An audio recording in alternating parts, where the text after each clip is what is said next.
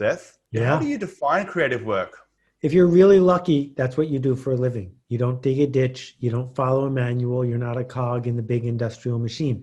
If you do that kind of work of being a cog in the machine, you're in trouble because the computer is going to do your job or someone outsourced is going to do your job. So our dream is to do creative work. But creative work is work first and foremost, means we do it when we don't feel like it. We do it with respect for the customer. We do it with a practice so that we can do it regularly. And very few people have ever talked about how you get good at that. They talk about how you build a bridge. They talk about how you do SEO. They talk about how you day trade Bitcoin, but they don't talk about how to sign up to ship creative work. And creative work is anything we do that might not work, that makes things better. Creative work is anything we do that might not work, that makes things better. That seems like that would be almost everything that is worth anything to do, right? Like that seems like that fits across every industry. If you're the clerk at the Avis rent-a-car counter, you know it's going to work. There's no risk.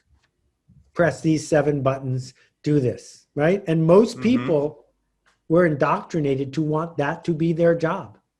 They want their job to be being told what to do.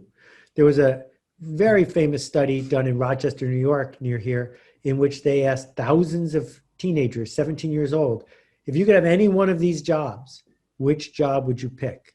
U.S. Senator, Supreme Court Justice, head of a Fortune 500 company, assistant to a celebrity. And most people picked assistant to a celebrity.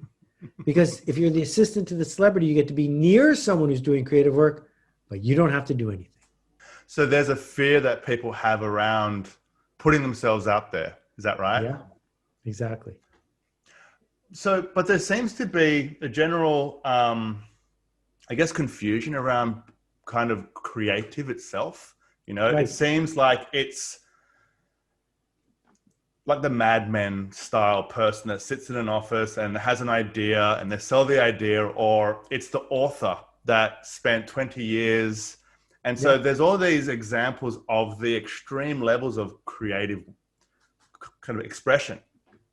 And so there's a lot of those people aren't actually that creative, but yes, I'm trying to puncture these myths. You're exactly And they're not that creative? No. How do you mean? Well, Isaac Asimov wrote 400 books in his lifetime. Each one was an act of creativity. Somebody who spent their whole life tortured to write one book contributed less because the torture wasn't what we wanted. We wanted what the book would do for us, not that person hanging themselves out to dry. And so creative work with a capital C is about ego. Creative work that I'm talking about is about contribution.